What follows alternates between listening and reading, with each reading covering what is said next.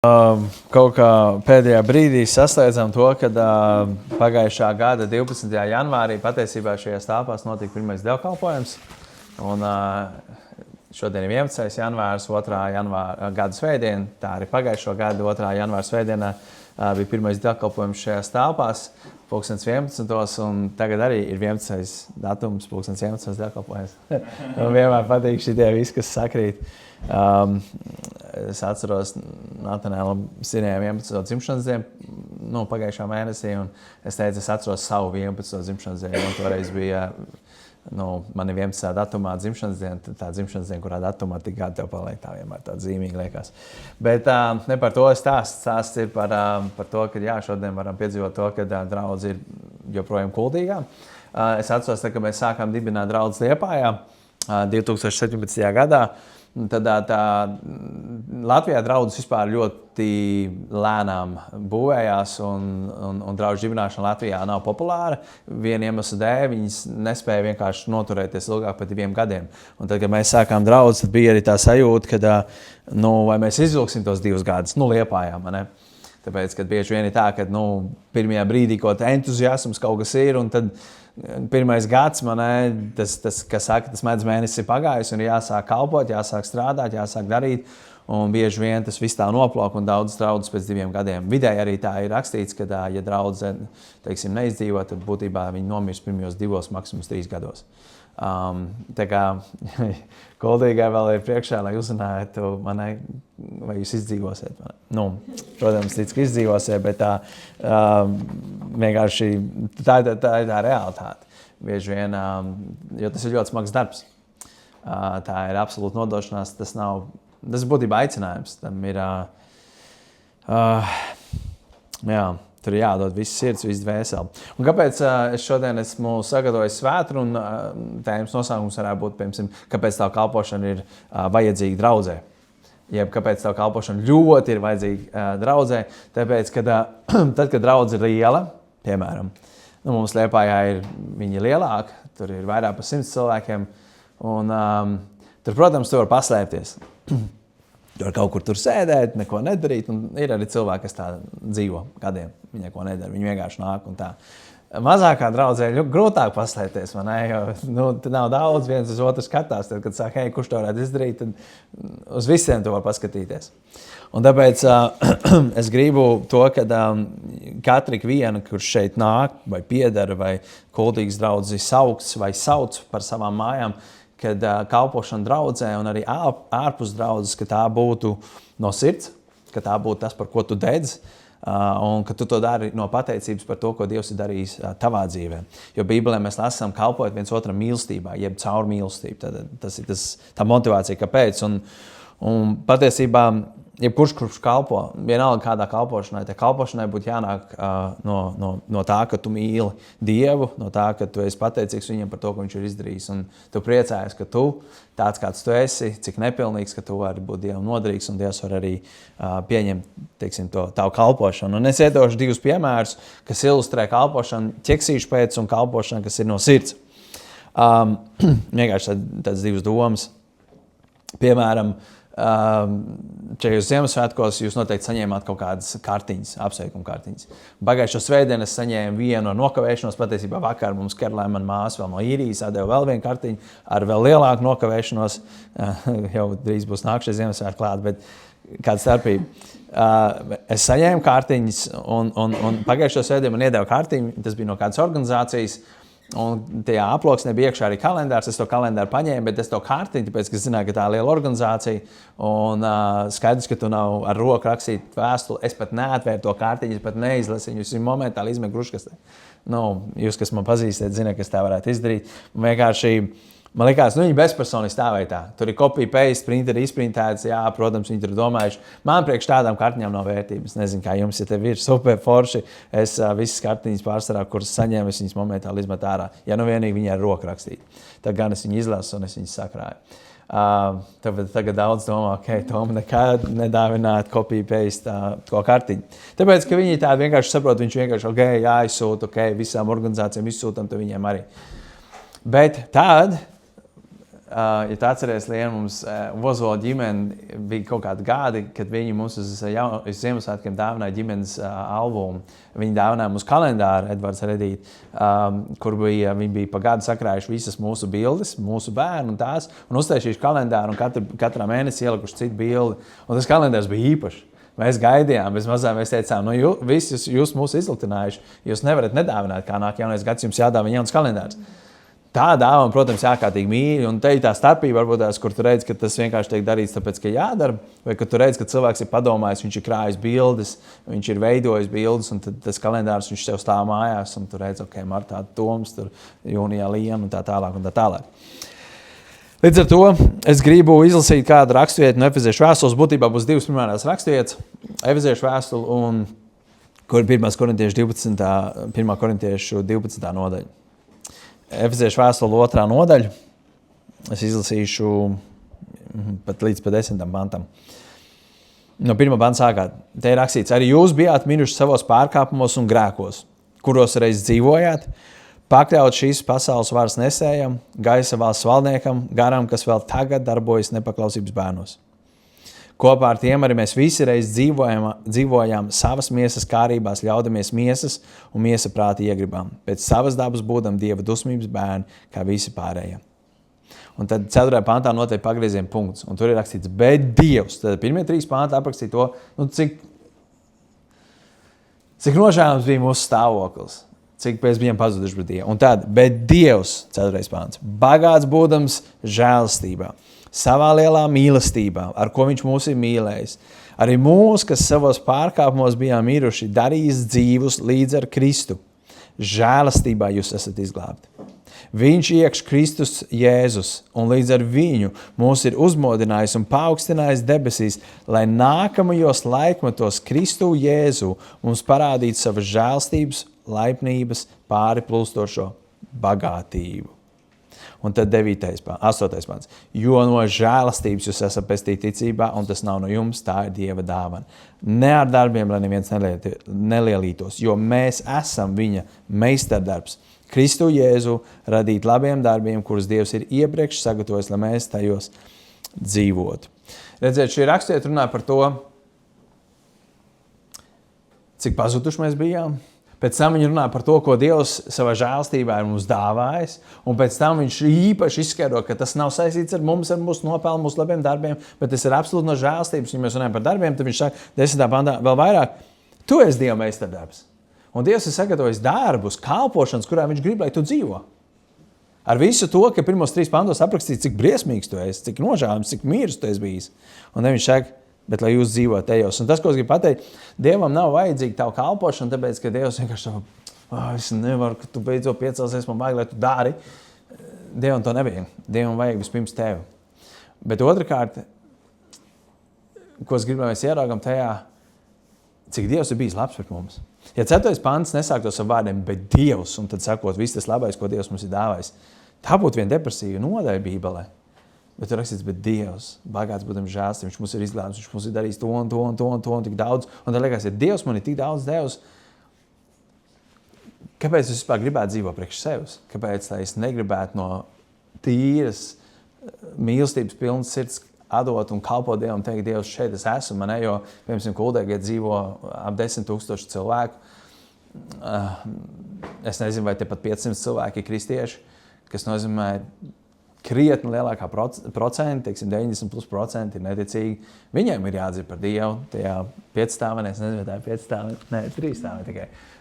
Tur dzīvo cilvēki, viņiem blakus šeit ir baznīca, šeit ir tā, ka ģimene tagad ar sunītu un bērnu stumu un viņi pastaigājas. Viņi nedomā par Dievu. Tas ir būtībā jūsu kuldīcinieki, kas esat pienākums viņiem kalpot un viņiem par Dievu pastāstīt. Līdz ar to es pagājušo nedēļu lasīju kādu grāmatu, un tajā grāmatā bija rakstīts tā, ka Dievs ir devējs. Dievs grib dot.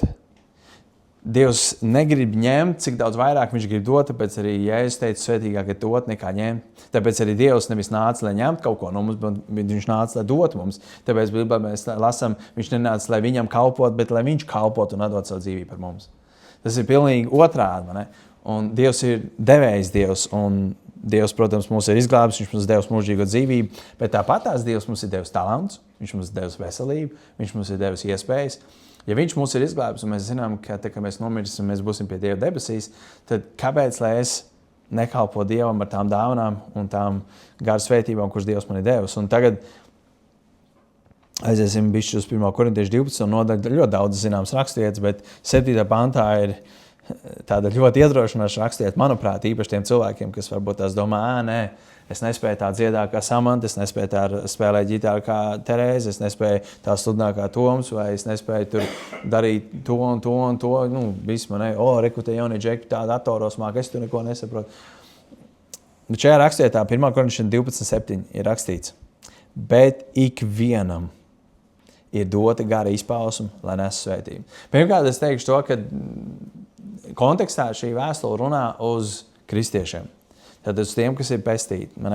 Es nezinu par visiem jums, bet katrs, kurš ir uzticējis savu dzīvi Jēzum, ka tu zini, ka tavu grēku tev ir piedot un tu esi kristietis, tad ikvienam no ticīgiem ir dota gara izpausme, tad svētā gara izpausme, jo kaut kāda svētā gara darbība, caur kuru svētais gars grib darboties caur tevi uz āru, lai te rakstīts, lai nes svētību citiem, lai kalpo tiem, kas ir draudzē, lai kalpo tiem, kas ir ārpus draudzes. Un, ja mēs pareizi skatītos uz to, ko mēs esam apskatījušies, tad pirmkārt Dievs ir tas, kurš grib mūs svētīt, un viņš mūs ir svētījis, nevis viņš sagaida, ka mēs viņam dosim kaut ko atpakaļ.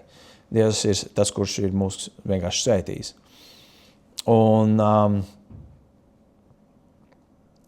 Un es negribu, lai mēs iedomātos, ka man ir jākalpo, tāpēc, ka tas ir mans pienākums. Es nevaru nekalpot. Tā nebūtu tā pareizā kā attieksme, ka vienkārši tas jādara. Un citreiz kalpošanā var nonākt vietā, kur tev vienkārši... Un dažreiz pat ir labi varbūt tas sev pārkāp pāri un to darīt, tāpēc, ka tu zini, ka tā ir pareizā vieta. Un dažreiz varbūt tāda sezonas kalpošanā, kad tu vienkārši dari, jo tu saproti, ja es aiziešu, tad varbūt tas būs tukšums un tam līdzīgi, tad es to darīšu. Un tad pēc brītiņa tu atkal atgūsi kaut kādu prieku atpakaļ tajā. Bet mums vajadzētu veikt kalpošanu, tāpēc, kad es mīlu Dievu, man ir svarīgi, kas ir svarīgi Dievam, un es vienkārši gribu būt viņam noderīgs. Tā būtu tā pareizā attieksme, un tad arī Dievs tev dos iespējas. Un es gribēju ieraugot vispirms, varbūt tās, cik vērtīgs tu esi Dieva acīs. Dažreiz varbūt tas ar to izriet, jo es saku, mums latviešiem patīk salīdzināt sevi ar citiem. Ja es sev salīdzināšu ar kādu, kurš labāks par mani, tad es nonākšu depresijā. Ja es salīdzināšu kādu, kurš ir sliktāks par mani, tad es palikšu lepns. Un tās nav labas pozīcijas, kurās būt. Es atceros stāstu par 99 avīm un 1 pazudušā. Un man, piemēram, Somā ir centra draudzes Pildspāvu. Ja es viņu pazaudētu, es neiespringtu baigi, jo man ir pieeja pie viņām. Man ofisē stāv kastīte, un es viņus parasti dodu infocentram, bet es vienu kastīti vienmēr esmu paturējis sev, jo tad, kad Pildspāvs beidzās, viņi man paziņo, ka Pildspāvs beigušās, un tad mums nav Pildspāvs. Tāpēc es vienmēr paturu vienu sev, tad viņi saka, ka beigušās, tad es viņiem atdodu savu pēdējo kastīti un pasūtu to. Līdz ar to man vienmēr pieeja pie Pildspāvām. Bet, ja es pazaudētu to vienu centra draudzes Pildspāvu, es neiespringtu, jo es varētu paņemt citu. Bet Dievs, tad, kad viņš pazaudē vienu savu āvi, tur rakstīts, viņš atstāja 99 un viņš iet pakaļ tev vienai. No vienas puses varētu teikt, Dievam pieder visi cilvēki. Viņš, viens cilvēks vairāk, mazāk. Mēs te, piemēram, skatāmies, tur kāds bombzīts klīst, tur, zin, kāda veca omīte dzīvo, varbūt tas, es par to esmu domājis, man vēl ir palikusi, omas tās, man omām tur tās, kas bija nomiruši, omamai bija 3 māsas. Man pīkst, točin. Un palikusi tā viena omamas māsa, viņa mums dzīvo blakus, un viņa nav bijusi no mājas ārā jau 5 gadus. Viņa vienkārši pēdreiz salauza kāju, kāpjot no tramvaja ārā, un tad kopš tā laika viņa vienkārši veselība palika sliktāk, un viņa nav bijis laukā. Mēs esam piedāvājuši viņu iznest kādreiz, lai viņa vispār ielpas vai gaisa, bet viņa saka, nē, es esmu vecs cilvēks, un nē. Un es esmu dažreiz domājis par to, kāda jēga no viņas ir. Viņi sēž mājās, viņi neko nevar izdarīt. No tā Dieva perspektīvas liekas, kāda jēga no viņas, ka viņi tur ir? Un tad es vienmēr domāju, man vienmēr tā sajūta ir tāda, ka jēga ir man tad, ja es kaut ko daru priekš Dieva, jo ja es, piemēram, pēkšņi palikšu paralizēts un neko nevarēšu darīt vai gulēšu mājās vecuma nespēkā, tad kāda jēga no manis tikpat labi to paņemt. Un tomēr Dievs viņu tur. Kāpēc? Es nezinu. Tas vienkārši parādīja to, ka mana vērtība nav tajā, ko es daru patiesībā. Bet man vērtība bija tajā vienkārši, ka es esmu vērts Dievam. Dievs, ja es te ilustrāciju saku, viņš atstāja 99, lai iet meklēt to vienu pazudu šāvu. Un tā pazudu šāvs viņam ir īpašs, viņš viņu sauc vārdā, viņš viņu pazīst, viņai ir īpaši talanti, īpaši dāvans, viņš viņu radījis unikāli un tāda kā viņa, tā viena auss nav neviena. Mēs varbūt visi esam līdzīgi tajā ziņā, ka mums ir 2 acis, 1 deguns, 1 mute un tam līdzīgi, 10 pirksts un tā tālāk, bet mēs esam katrs unikāls.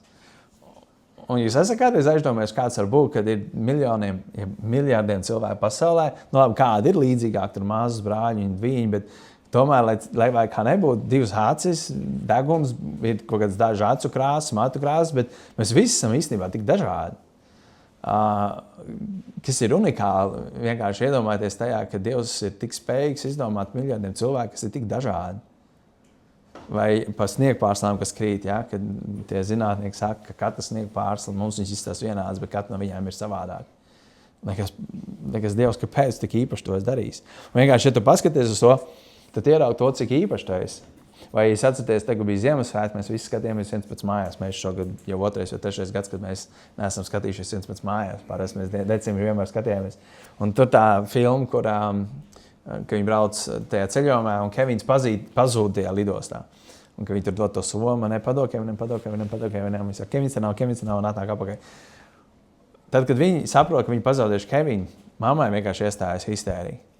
Viss ceļojums, pilnīgi viss, viņi, kur tur uz Franciju brauc, vispār pazudis jēga, kam liekas, nu labi ir, viens bērns pazud, 9 jau palika. Bet nē. Tas viens ir svarīgāks savā veidā, tajā brīdī, ka viņš ir pazudis vairāk par tiem 9. Tāpēc, ka tu viņu ārkārtīgi mīli, viņš ir unikāls. Un ja tu spētu ieraudzīt to, ka Dievs uz tevi skatās līdzīgi, ka Dieva acīs tu esi unikāls, tad mēs īstenībā spētu ieraudzīt, ka varbūt tās, hei, nav nemaz tā, ka tu vari vienkārši nākt un būt šeit, neko nedarīt, ka patiesībā es esmu unikāls un tas, ko es varu izdarīt, neviens cits to nevar izdarīt. Un kaut vai no tā iemesla, ka tu esi unikāls Dievam, no tādā ziņā. Es dažreiz arī par sevi esmu domājis.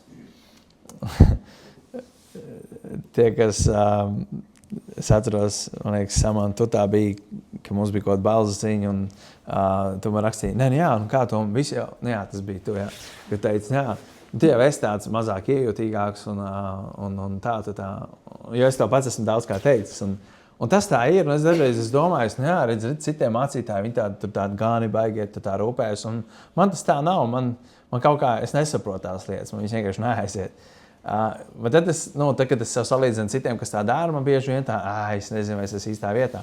Bet tad es saprotu, bet man atkal pilnīgi cits dāvanas dots, un tie mācītāji nevar izdarīt pat pusi, ko es varu izdarīt citās sfērās.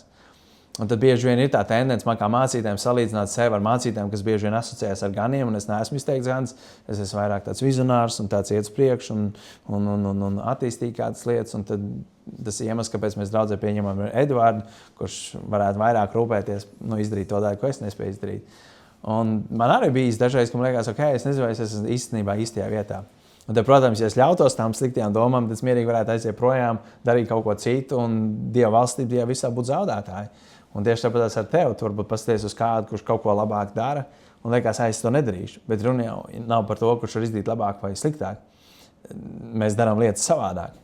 Un katra lieta ir svarīga. 12. pantā, tajā pašā korintiešiem rakstīts, jo kā miesa ir viena, un tā ir daudz locekļu, bet visi daudzie miesas locekļi kopā tomēr ir viena miesa. Tā arī Kristus. Un tālāk 14. pantā, jo arī miesa nesastāv no viena, bet no daudziem locekļiem. Ja kāja sacītu, tā kā es neesmu roka, es nepiedaru pie miesas, tomēr tā piedar pie miesas. Un ja auss sacītu, tā kā es neesmu acis, tad es nepiedaru pie miesas, tomēr tā piedar pie miesas.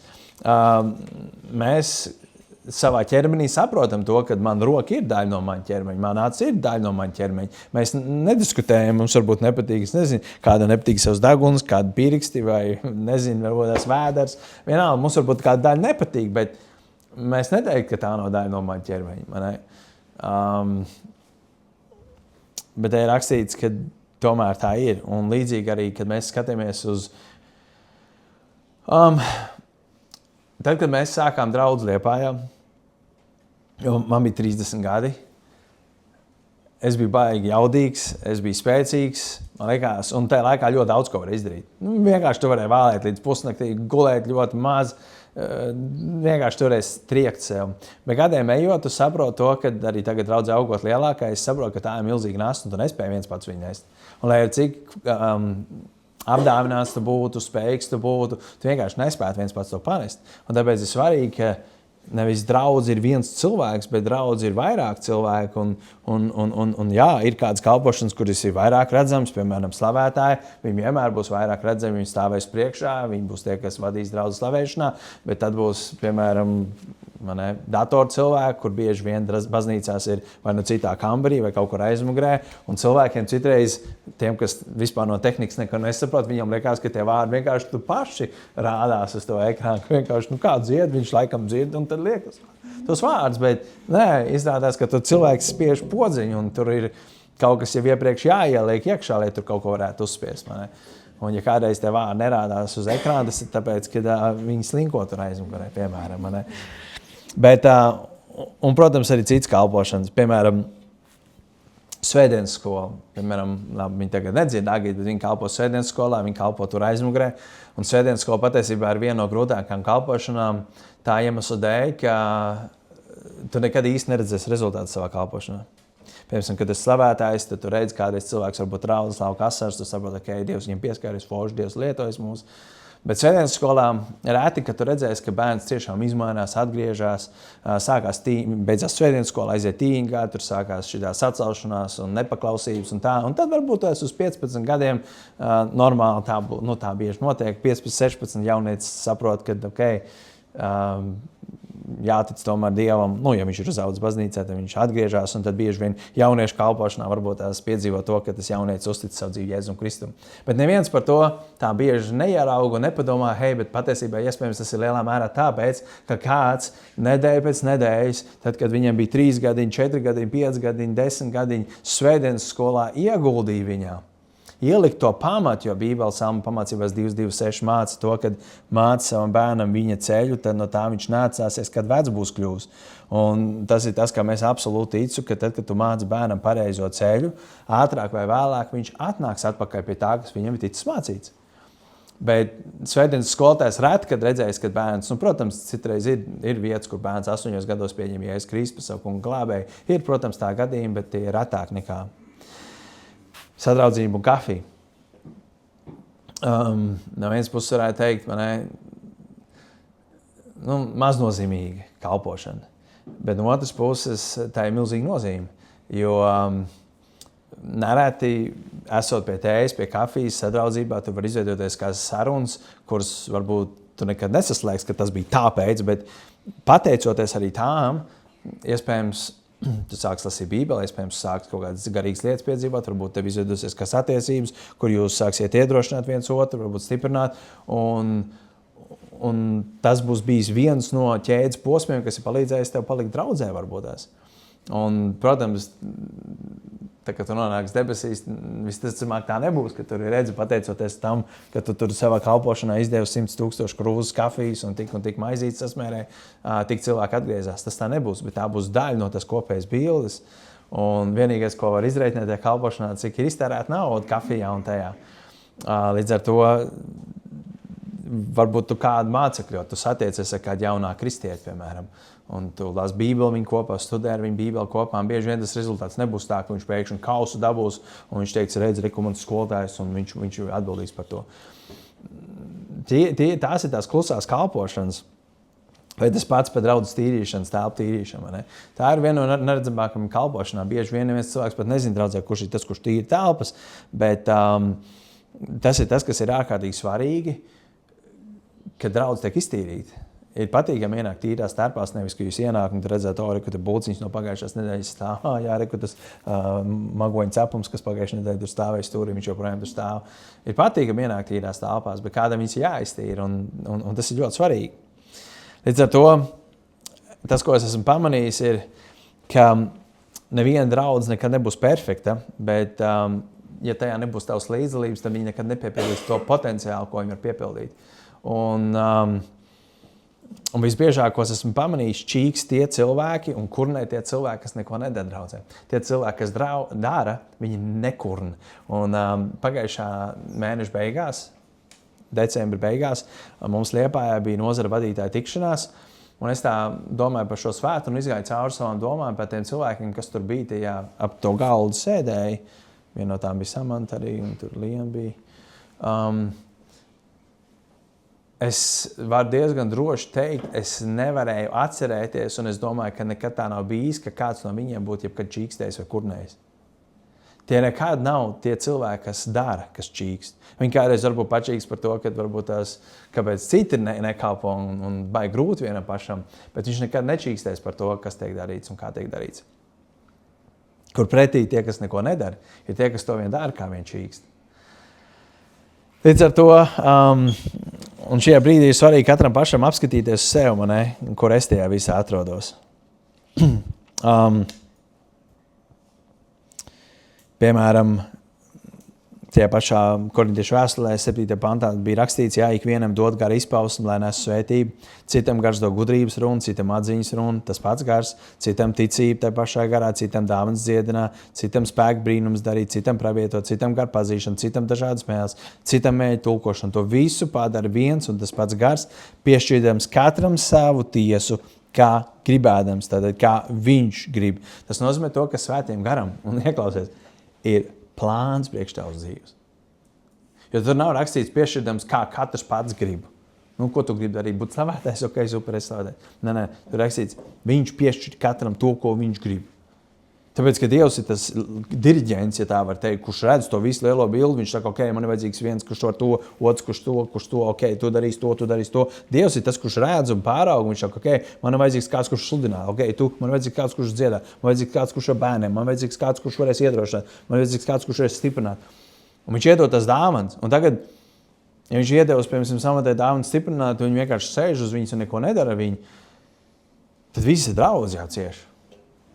Un tad dažreiz ir tā, un kāpēc tā draudz tā klibo, kāpēc tur neiet? Vienkārši tāpēc, ka ir daudz cilvēku, kas sēž savam dāvanam, kurus te ir rakstīts, svētais gars ir iedevis, katram savu tiesu, kā gribējams, bet cilvēki bieži vien viņus neizmanto. Un tāpēc vienkārši iedošu piemēru, kad mēs Īrijā, kad es Īrijā sāku, es dzīvoju Īrijā, kad palika 18 gadi, es aizbraucu, un kad es aizbraucu apakaļ, es jau biju apprecējies ar Lienu, un mums jau bija pirmais bērniņš gaidījām. 7 gadus nodzīvoju Īrijā. Kad man bija 19 gadi, mamma vienkārši teica, jāatrod baznīca Īrijā, vai 20 gadu neatceros. Atradām vienu Gospel Baptist Church Lukanā un sāk iet uz baznīcu. Un pirmā kalpošana, ko mēs kā ģimene pēc kāda laika sākām darīt, tāpēc mēs neko nemācējām, mēs vienkārši sākam tīrīt baznīcu, pieteicamies pie baznīcas tīrīšanas. Tīrīt baznīcu, un tev nevajag, tur nav latviešu valodas tīrīšana, īru vai angļu valodas tīrīšanas. To tīrīt vienkārši kā tu māki. To var darīt bez valodas. Un to mēs darījām. Tad mācītājs pēc tam sāka mani mācekļot, viņš sāka man vadīt bībeles studijas, individuāli iet cauri, tad viņš man sāka ņemt līdzi pie Īrijā, mēs gājām pie durvīm bungāties, stāstīt cilvēkam par Dievu, tad mēs sākam iet uz ielām, uz maģistrālēm, dalīt tādus bukletus, un tad sāka apmeklēt bībeles studijas, uz dažādiem pasākumiem brauc. Bija jauns un mācījos.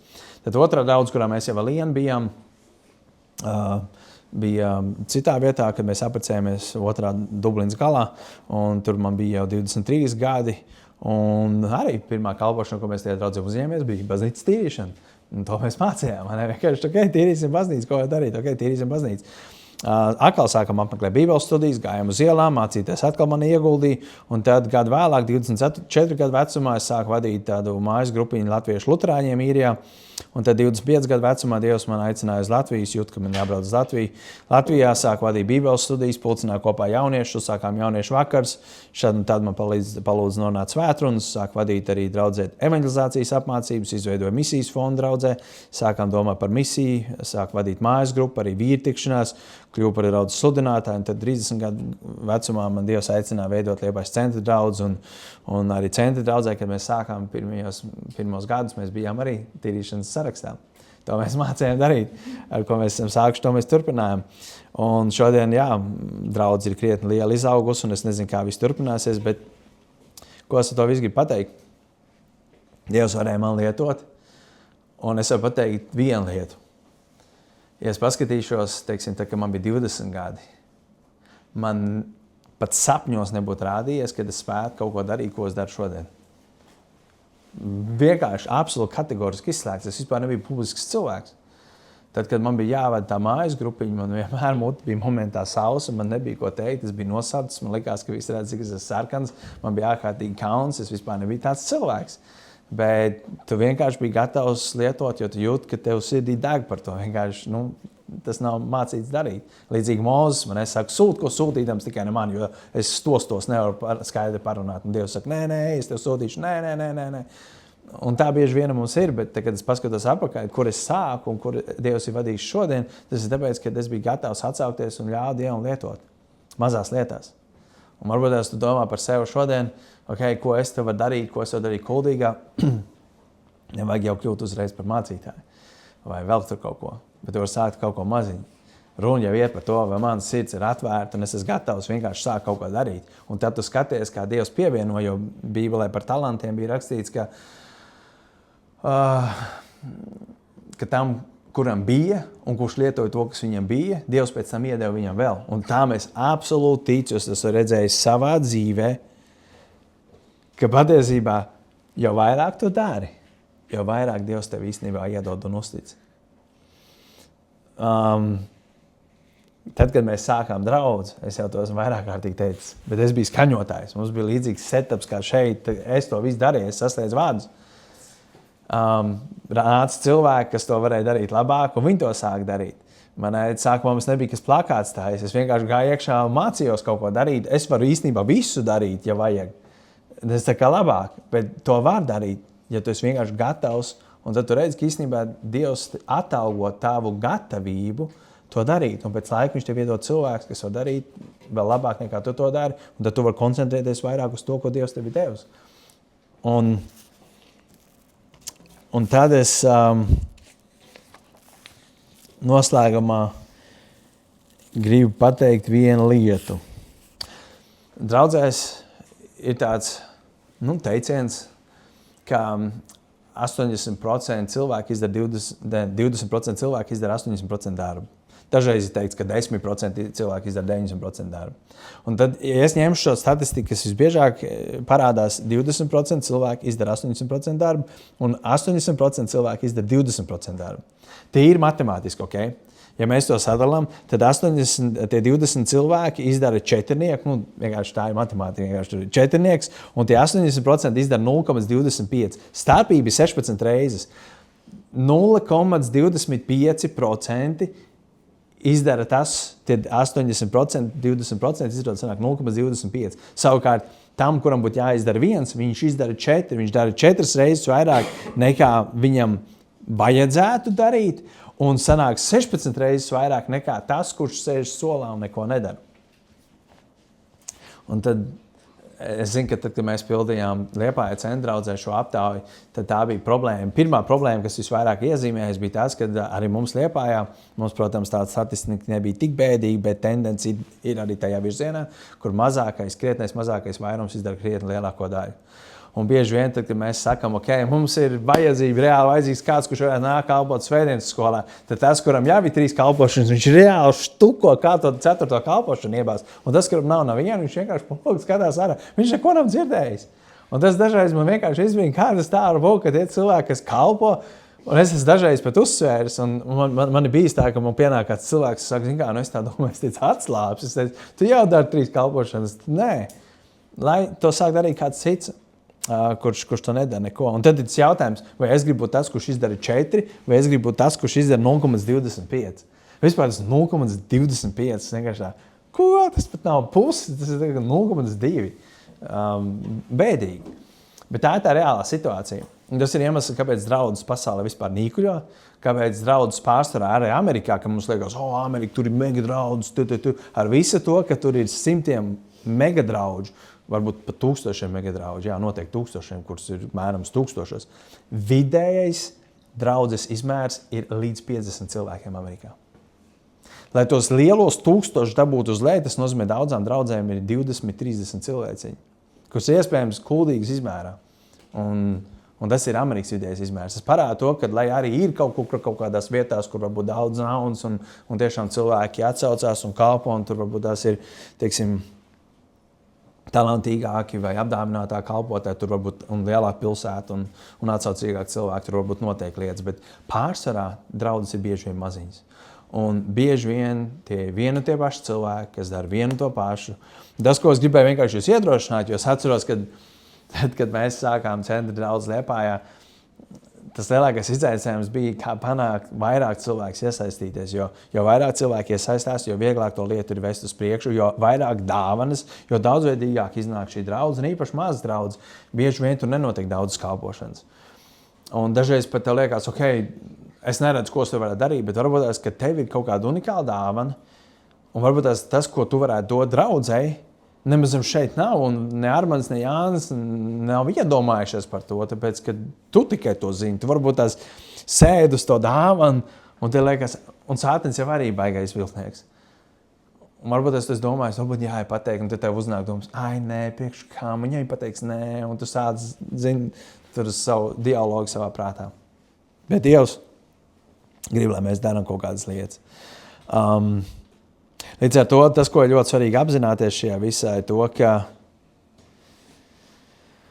stāsts nav tikai par to, par tevi, par to, ko tu gribi, bet tas ir daudz lielāks, jo tu patiesībā esi, un patīk, kā Stīvs bija pie mums, īstenībā tā bija ļoti laba ilustrācija, man ļoti labi palika atmiņā, kad viņš runāja par draudzi. Viņš teica, ka draudze ir tā kā puzle. Jūs ziniet, puzle, piemēram, 100 gabaliņiem. Un iedomājies, ka tu esi tā pagaidi. Tā ir kaut kā 20 cilvēki. Iedomājieties, ka mums ir puzles gabaliņš 20-25 cilvēkiem. Katrs no jums ir puzles gabaliņš.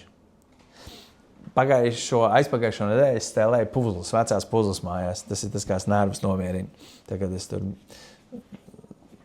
sastresojos par visādām lietām, tad es cerēju ar puzli patīk pastāvēt. Man ļoti kaitina, ārkārtīgi kaitina. Tagad puzlē trūks konstanti, vienmēr trūks 1 līdz 3 kauliņi. Un kurā reizi es pamanu, trūks nevis kaut kāds malējs, tur maznozīmīgs, bet tieši seja kādam. Nezinu, kāpēc tā ir. Bet man liekas, tā ilustrācija ir laba no tāda aspekta, kad puzle ir pilnīgi tikai tad, kad ir visi puzles kauliņi ielikt iekšā. Un man kaitina, jums jau noteikti kaitina, ka trūks 1 vai 2 kauliņi. Īpaši, ja malējais trūks, tad arī. Un tieši tāpat tās ir draudzē. Ja tu esi puzles gabaliņš, viens no puzles gabaliņiem, tā puzle nekad nebūs pilnīga, un viņai vienmēr būs seja, ka kaut kas trūks, ja trūks 1 kauliņš. Bet draudzē jau bieži vien tā, ka netrūks jau 1, trūks varbūt pusi no kauliņiem. Un dažreiz pat nevar saprast, kas tā pa bildu tur veidojās. Tas ir tīģers, tas ir jūra vai kas tas ir. Un tas ir tāpēc, ka daudz no mums vienkārši domājam, ka es jau neesmu svarīgs. Un, protams, mūsu dāvanas atšķirās. Kāds no mums ir redzamāks, kāds no mums ir mazāk redzams, kāds ir tas centrālais kauliņš, kāds ir malā, varbūt tās zils, tas debesis, jā,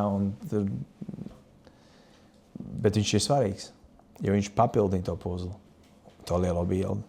Un tāpēc tas, ko es gribētu piedzīvot to, ka kā Liepājā, tā arī šeit Kuldīgā, kad vairāk cilvēki celtos un vairāk cilvēki teikt, es gribu darīt kaut ko, es gribu lietot to, ko Dievs man ir devis. Jo Bībele ļoti skaidri saka to, ka mums būs kādien jāstājas Dievu priekšā. Un tas būs tā tikai daudz vairāk, kad es tagad teiktu, lūdzu piecelies, nāc šurp un pastāst, ko dariet to, ko darīt. Tas būtu tā, ka es burtiski tagad teiktu, celies augšā un publiski tagad visiem pastāst, vai ne? Tas būtu drausmīgs kauns varbūt kādiem. Bet līdzīgi mums būs jānostājas Dievu priekšā un būs jāatbūt par to, ka Dievs teiks, es tev devu to un to, vai tu lietoji. Vēl bēdīgāk ir, vēl bēdīgāk. Ja tu nezini, ko tev Dievs ir devis. Jo ir daudz cilvēku, kas nezina. Un tāpēc es dažreiz esmu teicis tā, ja tu nezini, kas tev ir dots, tad vislabākais veids un visvienkāršākais veids, protams, tu vari lūgt, un cilvēks saka, es lūgšu par to, un tad viņš visu dzīvi lūdz par to, kā Dievs nevēl. Bet vislabākais veids, kā tu vari pie tā nonākt, ir sāc kaut ko darīt. Es vienmēr teicu, sāc darīt ar to, ko tu vari izdarīt. Tāpēc mēs vienmēr sākām baznīcas tīrīšanu. Varbūt tu teici, es varu tīrīt baznīcu. Es varu pieteikties kādu nedēļu uztaisīt galdu. Es varu pieteikties uz apmācību, varbūt man izdodas to datorkāstu apgūt. Hei, es taču bērnībā vai tur jaunībā taču gāju, instrumentu mācēju spēlēt, kaut kur nopacmiņš man ir, bet varbūt tu vari sākt izvilkt ārā, paternēties un izrādās, ka īstenībā tu vari to darīt un Dievs var dot varbūt tās to talantu tev attīstīt. To visu var iemācīties. Piemēram, zinu, ka Terēze, kad viņi sāk, cik apakaļ iemācījās ģitāru spēlēt? Kaut gadu apakaļ. Pirms tam viņi spēlēja tikai klavierus. Viņi sāk spēlēt, trenēties, un tagad viņi var braukt.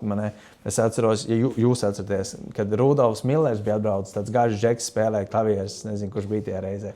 Es zinu, ka mēs viņu lūdzām vairākas nedēļas iepriekš, un viņš bija ārkārtīgi pārbies. Un tajā reizē bija jābūt tā, ka būs Aivitē līdzi, bet kas tur notika, kaut kas Aivit nevarēja aizbraukt, un viņš viens pats dabūja braukt spēlēt. Un viņš vienkārši saka, bija katastrofa, bet tie, kas bija klāt, teica, mēs neko nedzirdējām. Kas parāda to runu, nav par to, vai tu māki vai nemāki, runa par to, vai tu vispār esi gatavs izkāpt no komforta zonas un kaut ko darīt ar to, ko Dievs tev ir devis. Un tā ir tā motivācija un tas novēlējums man savā ziņā, ko es vēlos priekš jums atstāt šajā gadā. Lai šis gads var būt tāds izlaušanās gads priekš tevis personīgi, kur tu saproti, ok, Dievs, es gribu kaut ko darīt priekš tevis un ne vienkārši tāpēc, lai nopelnītu kaut ko no tevis, bet lai pateiktos par to, ko tu man esi devis. Un noslēgumā es gribu pateikt, ja gadījumā tu Jēzu vēl nepazīsti personīgi. Jēzus ir tas, kurš nomira pie krusta un atdeva savu dzīvi par mūsu grēkiem. Un nav iespējams nopelnīt ceļu pie Dieva. Tas, ko šodien runāju, es to neteicu, lai tu tādā veidā varētu nopelnīt pestīšanu un grēku piedošanu, bet tas ir veids, kā mēs pasakamies par Dievu un par to, ko viņš mums ir devis.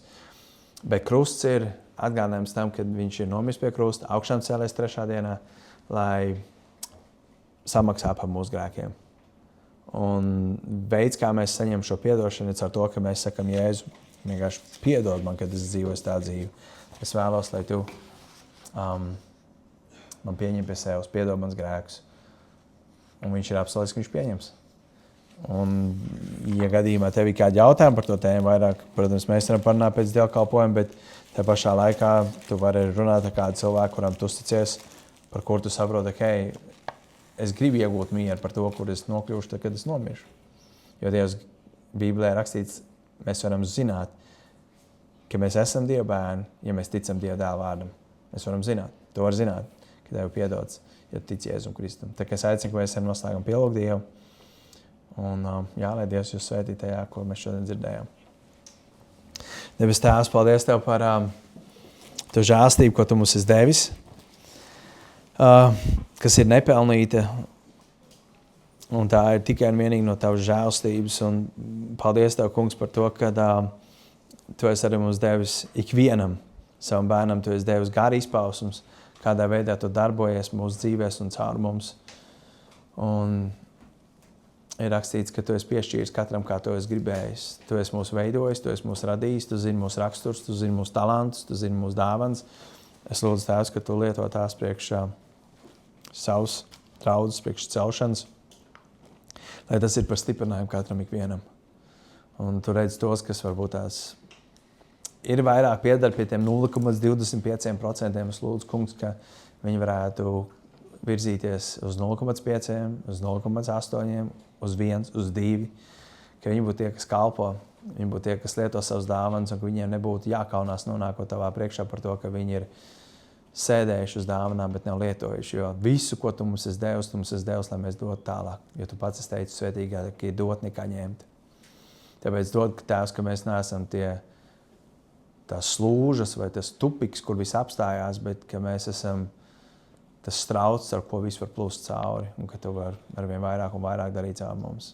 Svētī kuldīgas draudži šeit kuldīgā, lai viņi var būt par svētību, lai viņi var būt par gaismu, lai viņi var būt par iedrošinājumu tiem cilvēkiem, kas Tev nepazīst, un ka arvien vairāk jauni cilvēki var pievienoties Tavai draudzei un būt gataviem tajā dienai, kad Tu nāks Jēzu atpakaļ. To mēs lūdzam Tavā vārdā. Amen.